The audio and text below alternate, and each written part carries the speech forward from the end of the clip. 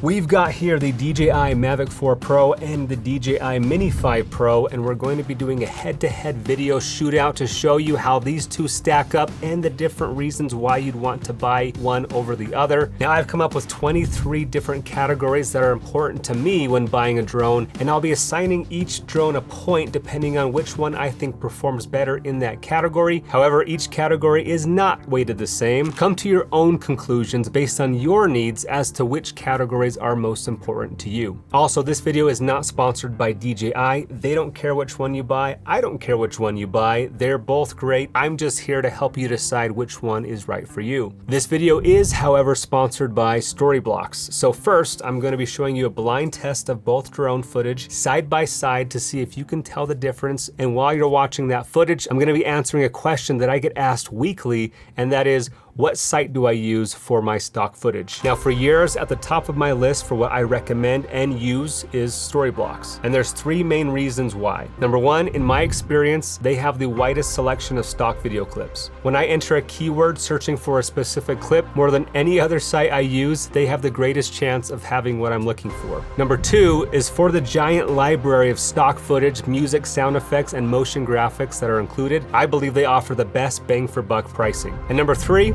is you get unlimited downloads for that price. There's no hidden fees or extra fees. Plus, their library is frequently being added to based on the latest trends of what members are searching for, so that huge library just keeps growing. So to get started with unlimited stock video downloads at one set price, head over to storyblocks.com/fulltimefilmmaker, or you can click the link down in the description below. Also, leave a comment below on which drone you liked better, A or B, and let's now reveal which was which. Drone A was the Mini 5 Pro and drone B was the Mavic 4 Pro. So if that's all you watch in this video, I think it's safe to say that you can get professional results with either one. But let's now pixel peep and break down the difference between the two. Our first category is weight and size. The Mavic 4 Pro's takeoff weight comes in at 1,063 grams or 2.3 pounds, whereas the Mini 5 Pro weighs around 250 grams. So the Mavic 4 Pro is about 4 times heavier than the Mini 5 Pro. And this is honestly one of the biggest reasons to get the Mini 5 Pro is just the travel friendliness of it. So point here for the Mini 5 Pro. Our next category is loudness. Another advantage of the smaller size of the Mini 5 Pro is that it's quieter. I tested the loudness of both hovering in the air about 5 feet away, and the Mavic 4 was around 67 decibels and the Mini 5 was 61 decibels. And here's how they sounded so you can hear for yourself.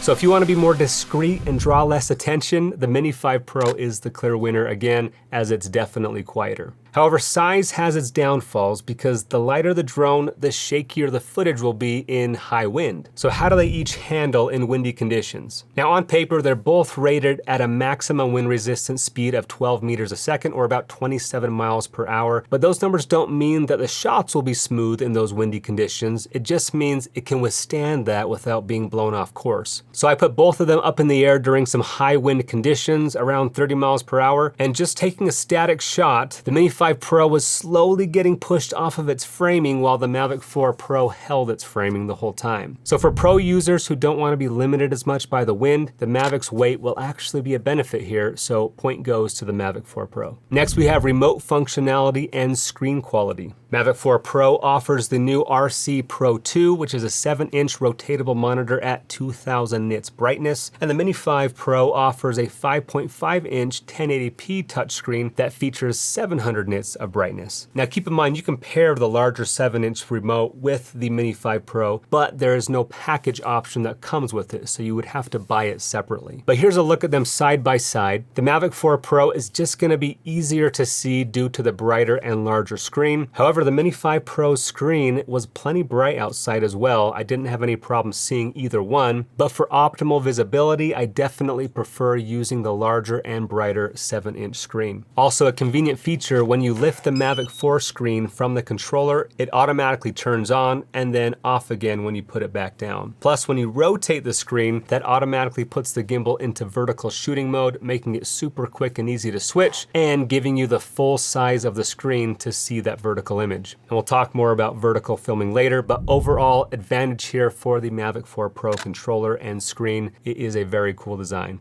Our next category is practicality. This is similar to weight and size, but it's so important that I think it deserves its own category because no matter how good a camera or a drone is, it's not of much use unless you actually take it out and use it. And a big factor as to whether you use a drone is how easy or practical it is to use. Now, both of these have very similar startup times as far as setting it up and turning it on. Both are easy to operate and both are user-friendly. They each have similar functionality and controls. However, because the Mini 5 Pro is more on a prosumer level, with less advanced features, less weight, smaller size, it's just going to be easier for the everyday user to haul around on a vacation, take on a hike, grab some quick B-roll shots for a YouTube video. So if you're new to drones or need something that's meant for daily use or taking on an airplane, for example, the Mini 5 Pro is a great tool to have in your bag. And even if you plan on owning the Mavic 4 Pro like I do, there are still times that I prefer shooting on the Mini 5 Pro, and I'll talk about some of those later. So point here again for the Mini 5 Pro.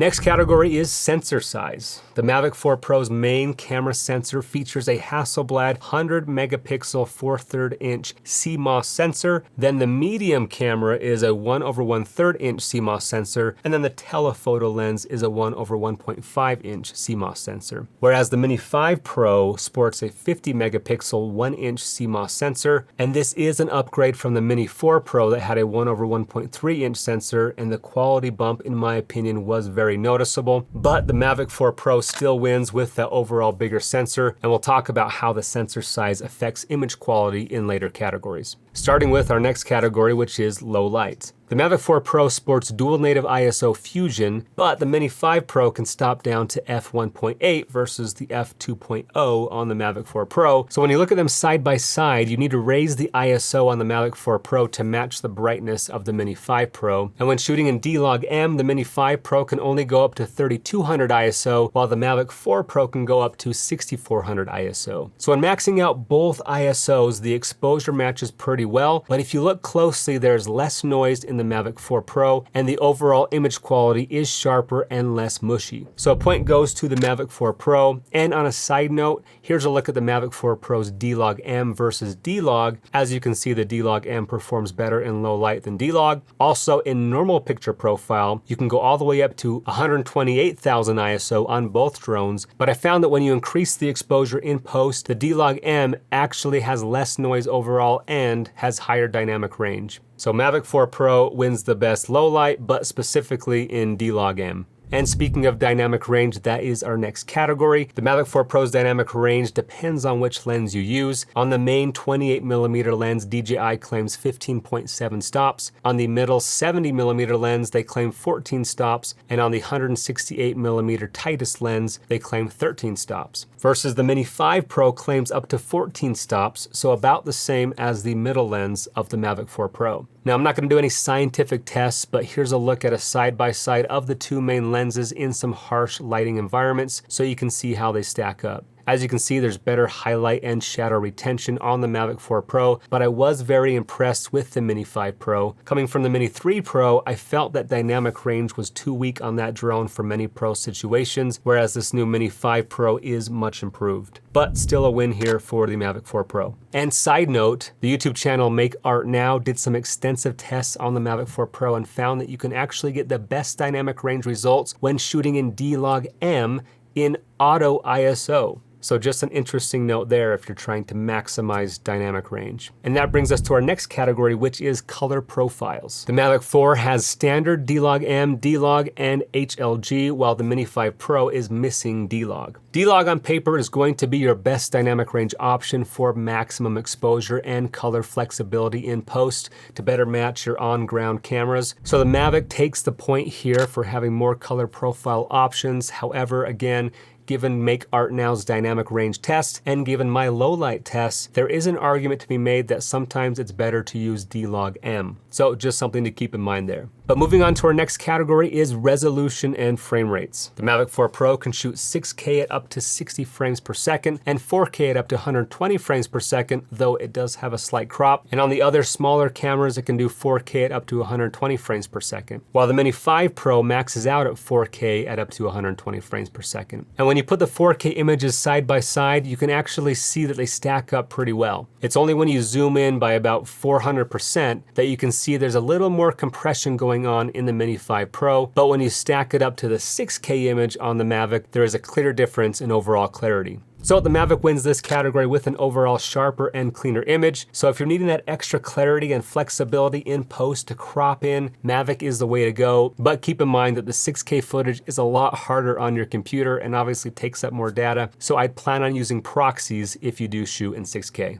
Moving on to our next category is bitrate and overall image quality. The Mavic 4 Pro offers H.264 at 90 megabits per second and standard H.265 at 180 megabits per second. But if you get the 512 gigabyte Creator combo, the All-I codec offers a significantly higher bitrate of up to 1200 megabits per second, whereas the Mini 5 Pro gives you a max bitrate of 130 megabits per second. So higher bitrate options on the Mavic 4 Pro, which will provide a cleaner image with less compression and artifacting. So when you combine the higher bitrate of the Mavic 4 Pro with its larger 6K sensor, more picture profiles, you get a less compressed, higher detail, higher dynamic range image. So I'd say this is the main reason to buy a Mavic 4 Pro over the Mini 5 Pro, is if you're shooting high budget commercials, luxury weddings, luxury real estate, you better be showing up to that shoot with a Mavic 4 Pro to provide your client with that next level image quality. Could you get by with the Mini 5 Pro's image quality?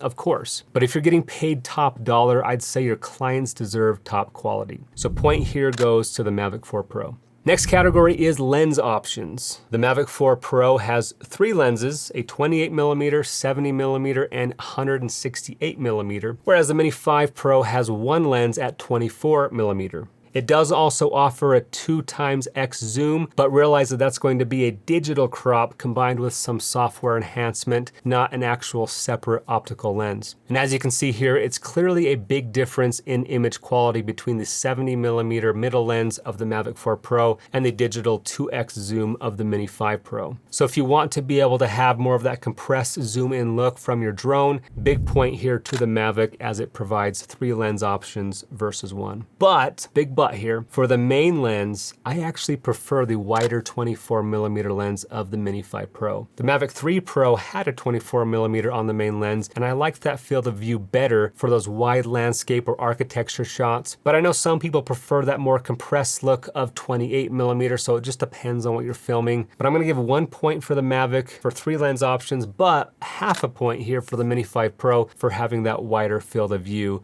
which I personally like better. Moving on to our next category is aperture adjustability. This is a big one for me and a big reason why I don't love using the minis in pro situations, because being able to adjust aperture just gives you more control in different lighting situations to quickly make adjustments to exposure while maintaining that smooth motion blur with your shutter speed staying at double your frame rate. So the Mavic 4 Pro's main camera has an adjustable aperture from 2.0 all the way up to f11, and then a fixed 2.8 aperture on the other 2 lenses, while the Mini 5 Pro is fixed at an f1.8. So point here goes to the Mavic, but keep in mind that changing your aperture will change the sharpness of the image. Optimal sharpness will be had between about 2.8 and 4.0. Going any higher than that and you start to get a slightly softer image due to a phenomenon called diffraction. And here's a look at f2.8 versus f11, so you can see that slight softening that happens. So just keep that in mind, that you can adjust the aperture, but there is a small image quality trade-off. But moving on to our next category is vertical mode. They can both shoot in true vertical mode, which is where the gimbal flips the whole image so you don't have to crop. So that's an awesome feature on both. However, on the Mavic 4 Pro, the downward tilting is very limited, making it almost unusable in many situations. Whereas on the Mini 5 Pro, you have way more range of motion, being able to tilt all the way down. Just this past week, I was shooting a project for a client where I needed vertical video from the air, but most of the shots I needed were looking down, and so my only option was the Mini 5 Pro. Now there is a secondary vertical option on the Mavic 4 Pro that lets you use a cropped in 4K sensor to maintain tilting ability, but just understand it's not the full sensor readout. So I'd say if you shoot primarily vertical video, the Mini 5 Pro is actually the better option. So big point here to the Mini 5 Pro. But on the flip side, you have upward tilting, which is our next category. The Mavic 4 Pro can tilt up to 70 degrees, while the Mini 5 Pro can tilt up to 55 degrees. This is an awesome feature to have to get low to the ground and be able to look up without seeing your props in the shot. So a slight win here for the Mavic 4 Pro as it can go a little bit higher, but this one also does really well, so we'll go full point and half point. Next feature is 360 roll feature. Mavic 4 Pro has an infinity gimbal with 360 rotation for more dynamic camera movements, while the Mini 5 Pro can rotate up to 225 degrees, so it still allows for some good rolling, but doesn't quite have the latitude of the Mavic 4 Pro. But again, because there's a slight advantage here, we'll give a full point to the Mavic 4 Pro and half point to Mini 5. Next category is internal storage. On the Mavic 4 Pro, it offers up to 512 gigabyte internal storage, while the Mini 5 Pro offers 48 gigabyte built-in storage. Awesome that they both offer it. It happens a lot where I get up in the air, realize I don't have an SD card in there, so it's nice to be able to still record in those situations. But again, slight advantage for the Mavic 4 Pro as it offers more storage. So 1 point and half point. Next category is obstacle avoidance. Mavic 4 Pro features front-facing LiDAR sensor and 0.1 lux night omnidirectional avoidance, meaning you'll be able to avoid obstacles even in the dark. And my favorite part is that it has a rear view and bottom view camera on your screen, allowing you to not only see what you're filming, but to also see what's behind you or below you at the same time so you don't run into anything. Whereas the Mini 5 Pro also has great omnidirectional obstacle avoidance with forward-facing LiDAR, improved night safety, and really they are both stellar at this. I was testing them out extensively and I was worried they would hit stuff at times and they would always avoid it. But because of that rear facing camera view on the Mavic 4 Pro, the point's gonna go to him again. Next is transmission and range. The Mavic 4 Pro has the OcuSync 4 Plus transmission system at up to 30 kilometers, while the Mini 5 Pro has OcuSync 4 transmission with up to 20 kilometers. So the Mavic gets the point here for 50% longer range. However, keep in mind that this range is clear line of sight. If you have buildings or anything obstructing that transmission, you'll get far less than that. I flew the Mavic out maybe half a kilometer, but as soon as there was an object between me and the drone, the feed lost connection completely. Now, luckily the drones are smart enough and they will return to home until they get that line of sight and transmission is restored, but just understand that those ranges are clear line of sight. But our next category is flight time. The Mavic 4 Pro claims 51 minutes of flight time, but in my testing on a full battery, moving it around constantly and not just hovering in place, I got about 32 minutes before the low battery warning came on and told me to land, and upon landing it had 15% battery left. So real world scenario, I think you can bank on 35 to 40 minutes. Whereas the Mini 5 Pro claims up to 36 minutes with a standard battery. And again, in my testing on a full battery, also flying it around the whole time, I got 22 minutes before the low battery warning came on and then landed it with 15% battery left. So approximately 50% more flying time with the Mavic 4 Pro. That is quite the boost in flight time and a great perk of the much larger batteries that are provided by the Mavic 4 Pro. So big point here for the Mavic. Next category is top speed. How fast can these go? Mavic 4 Pro has a claimed top speed of 25 meters a second or 56 miles per hour in sports mode, and the Mini 5 Pro in sports mode can go 18 meters a second or 40 miles per hour. So if you do a lot of car chase filming, the Mavic 4 Pro is gonna be much more useful for that fast-paced scenario. So again, point here to the Mavic 4 Pro. And then our next category is tracking features. Both drones have the newest updated Active Track 360, which does awesome subject tracking, and to my testing, they both did a great job. The Mavic 4 Pro will probably be better at tracking long distances or in high speeds, while the Mini 5 Pro, because of its smaller size, will do better in areas where there's more obstacles to fly between. So I don't think there's a clear winner in this category. They're just gonna perform better in different scenarios, so we'll give a point to each. Now, side note, I would rarely use the active track on a professional shoot, but the spotlight spotlight mode, I do actually think is very professional to use. It just locks in on your target and allows you to move the drone wherever you want while keeping your subject in the center of the frame. So I think the spotlight is a very helpful professional feature, while the active track, it's a little jittery when it's trying to track something and seems to jump around and make the shots, in my opinion, not very usable. And moving on to our last category, and a very important one, is price. None of these features matter if you can't afford it. And again, that's one of the biggest reasons to get the Mini over the Mavic is affordability. Obviously in the US right now, it's hard to even buy a DJI drone, period. And hopefully those international relations get resolved quickly. But right now the Mavic 4 Pro starts at $3,000 USD. But for the highest creator combo option that I have here,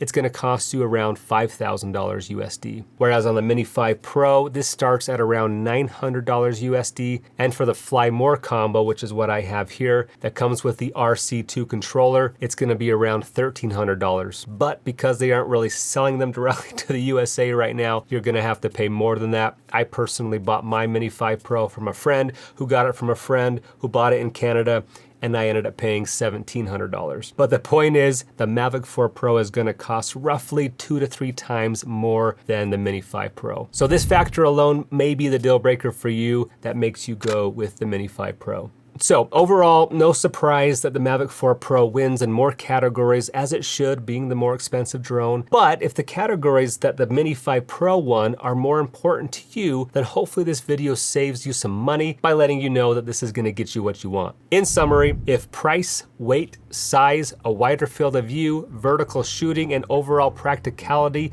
are the most important factors to you, then I'd say go with the Mini 5 Pro. But if price is not an issue and you just want the best image quality, more professional features like longer flight time, longer range, faster speeds, more lens options, better battery life, more color profiles, better wind handling, then the Mavic 4 Pro is the way to go. So hopefully that helps you decide which drone is right for you. We did not include the Air series in this comparison, but they obviously sit somewhere between these two. So if you want to compromise between the extremes, the Air series might be best for you. Personally for me, I'll be using the Mavic 4 Pro on all my high-end commercial work, but for clients who need that vertical content specifically, or for vacation or tighter spaces where I need that wider field of view, I'll still be pulling out that Mini 5 Pro. And if you'd like to learn how to get the best settings, best cinematic movements, how to color grade drone footage, you can join our online film school at fulltimefilmmaker.com to learn how to get the most out of your drone. But that's all I've got. Hope you enjoyed, and if you have any further questions, please let me know.